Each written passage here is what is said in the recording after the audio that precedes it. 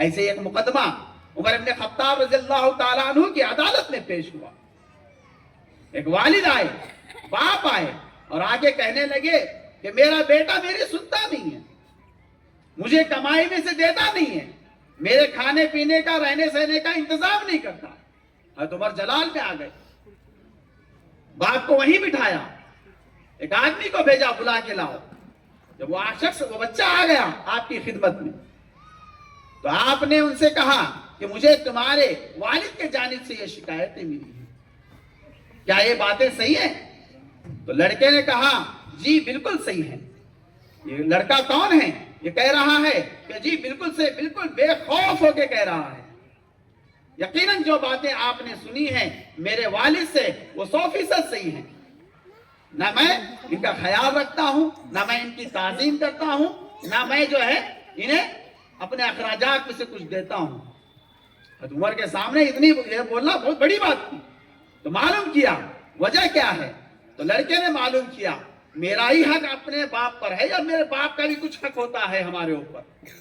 تو حضرت عمر نے سمجھایا یقیناً تمہارے بھی کچھ حقوق ہیں اور تمہارے والد کے بھی کچھ حقوق ہیں. والد کا پہلا حق کیا ہے؟ والد کا پہلا حق یہ ہے کہ وہ نکاح سے پہلے دیکھ لے کہ کس لڑکی سے نکاح کر رہا ہے. نکاح کرنے سے پہلے یعنی کیونکہ یہ جو ہے لڑکی گھر میں آ رہی ہے نکاح کر کے جو والدہ بننے والی ہے، ان بچوں کی ماں بننے والی ہے، کیا اس کے اندر اتنی صلاحیت ہے کہ وہ اپنے بچوں کی تربیت کر سکے؟ پہلا حق والد کا.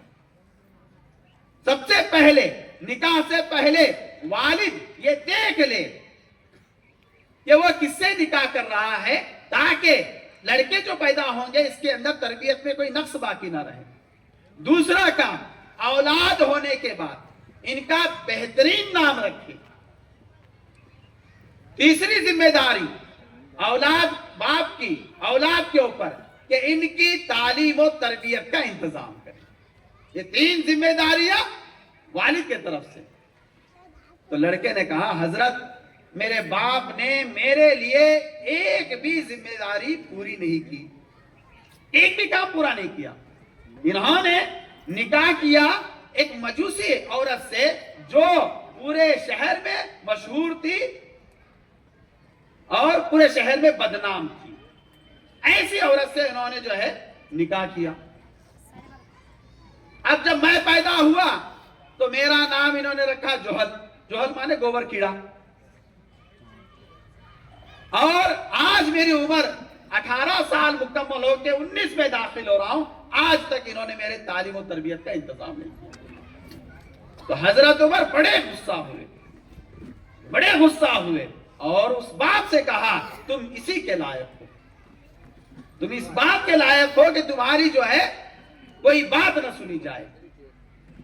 لہذا اب یہاں پر جو 3 پوائنٹ ہیں ہم لوگ اب یہاں بیٹھ کر غور کریں کہ ہم نے ان تینوں باتوں میں سے کن کن باتوں کا خیال رکھا ہے.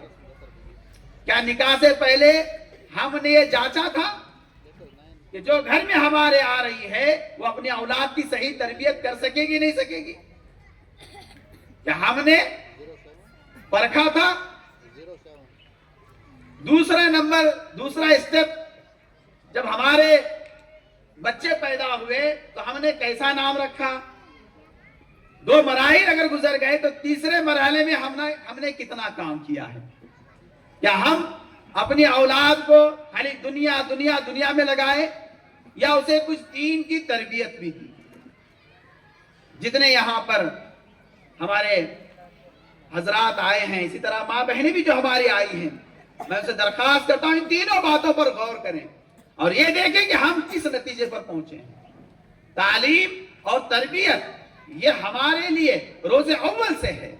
اللہ تبارک و تعالیٰ نے جب مکہ کے اندر نبی کریم صلی اللہ علیہ وسلم پر اقرا کے ذریعے سے قرآن شریف کا نزول فرمایا، اس وقت میں مکہ کے اندر بے انتہا برائیاں تھیں، بے انتہا عورتوں پر ظلم تھا، شراب وغیرہ سب عام تھی. ان تمام کے باوجود پہلے تو ان کے اوپر قانون آنے چاہیے تھے، شراب بند کرو، ظلم بند کرو، یہ تمام چیزوں کو ہٹا کر اللہ تعالیٰ نے जो इशारा किया है इकरा कि भाई तुम पढ़ोगे, ये तमाम बुराइयां ऑटोमेटिक खत्म होंगी। आज हम लोगों ने पढ़ना छोड़ दिया है, और पढ़ा भी तो ऐसा पढ़ा कि भाई जो आदमी दुनिया तालीम हासिल कर रहे हैं, असली तालीम हासिल कर रहे हैं, वो असली तालीम में ही लग गए, और जो दीनी तालीम हासिल कर रहे हैं वो इधर ही लग गए। ऐसा क्यों हो रहा है? इसकी एक वजह है, जब अंग्रेजों ने हिंदुस्तान पर कब्जा किया तो आप जानते हैं पूरी तारीख, अंग्रेजों के मुकाबले में सबसे पहले उलमा है, और 100 साल की बेइंतहा मेहनत और मुशक्कत ने अंग्रेजों के जो है पैर उखाड़ने पर जो है मजबूर कर दिया। तब अंग्रेजों ने समझा कि इस वक्त जो बड़ी ताकत जिसका हम मुकाबला कर रहे हैं वो उलमाए दीन है। ये सोचकर आप तारीख पूरी जानते हैं, क्योंकि मुख्तसर अंदाज में जो है मुझे खत्म भी करना है। तो इस वक्त अंग्रेज का टारगेट सबसे ज्यादा जो रहे वो उलमा रहे। इन उलमा को जहां मौका मिला वहां फांसी दी गई, जहां कोई गड़ा मिला वहां दफनाया गया। हर तरीके के अजाब देकर कोशिश ये की गई कि उलमा खत्म हो जाए दुनिया से। ऐसे वक्त में 1856 के अंदर मौला कासिम साहब नानोती उनकी जमात ने दीनी तालीम की खातिर दारुल देवबंद की बुनियाद डाली, क्योंकि जो उलमा खत्म हो गए हैं एक बड़ी तादाद दोबारा तैयार की जा सके। और उस वक्त ये जरूरी था उनके लिए वो सारी दुनिया के इल्म को छोड़कर इसको हासिल करें, क्योंकि ये इल्म खत्म हो रहा था और एक वक्त तक इसकी जरूरत थी। उस वक्त उन्होंने मना किया तमाम तालीमात से। इसके बाद आप देख रहे हैं दारुल देवबंद को जिस मकसद के लिए कायम किया गया था उसने अपना काम मुकम्मल कर दिया। उसने काम मुकम्मल कर दिया। इतने उलमा जो है उन्होंने जो है पेश किया कि अतराफ करियों में हर जगह ये उलमा वहां पर पहुंचकर कहीं मस्जिद संभाल रहे हैं, कहीं मदारिस संभाल रहे हैं।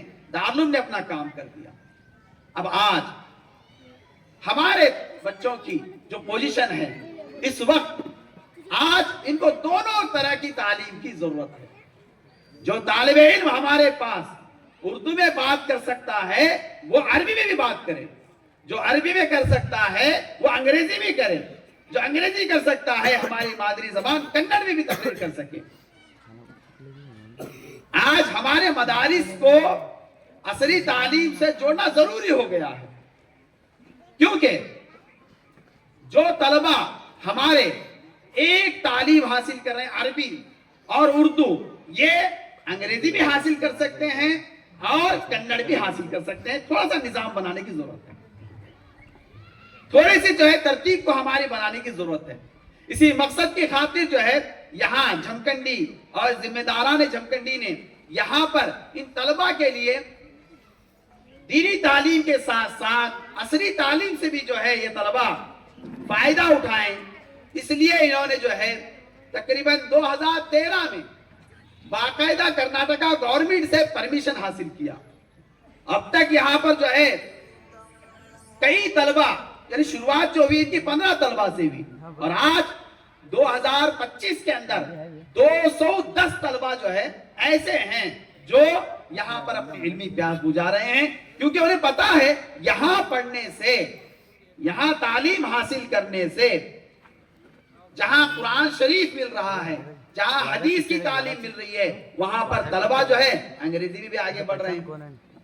और ऐसा कर सकते हैं। मैं भी आपके सामने इन बच्चों को पेश करूंगा जो इस साल 10th के अंदर पढ़ रहे हैं, इस साल इम्तिहान देंगे। तरतीब ये है उसकी कि हम बच्चों को ले रहे हैं नर्सरी से या एलकेजी से, यूकेजी से, तो वहीं से शुरू हो जाता है। तरतीब उसकी ये है कि बच्चा 1 to 4 चौथी आते आते या 5वीं कम से कम आते आते अपना नाजरा मुकम्मल कर ले।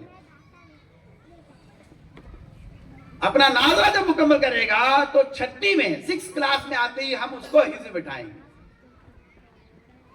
6, 7, 8 3 سال کا عرصہ لگتا ہے حافظ بننے کے لیے، یا مان لو 4 سال کے بھی لگا تو 9th آتے آتے بچہ ہمارا حافظ بن جاتا ہے. اور 10th کے اندر وہ بالکل دور کے ساتھ جو ہے الحمدللہ 10th کے امتحان بہترین نمبرات سے وہ کامیاب ہو سکتا ہے. یہ ترتیب شروع ہو گئی ہماری الحمدللہ. آج جو 10th کی جماعت ہے، میں ان بچوں کا نام لوں گا، ابھی آپ کے سامنے تھوڑی دیر میں پیش ہوں گے. اس میں جو ہے ایک بچہ ہے محمد سلمان بن روح اللہ صدیق، یہ جھمکنڈی کا طالب علم ہے. اس نے اپنا ناظرہ مکمل کیا 10th آنے سے پہلے اور 3 پارے حفظ ہو گئے اس کے. محمد عقیل بن ابو بکر اوٹی، یہ جھمکنڈی کا طالب علم ہے، یہ بھی الحمدللہ ناظرہ مکمل کیا ہے، 1 پارہ اس نے جو ہے اپنا حفظ مکمل کیا ہے. محمد حسان بن اسماعیل صاحب بیجاپور، یہ باگلکوٹ کا رہنے والا ہے، الحمدللہ 18 پارے اس نے مکمل کیے ہیں.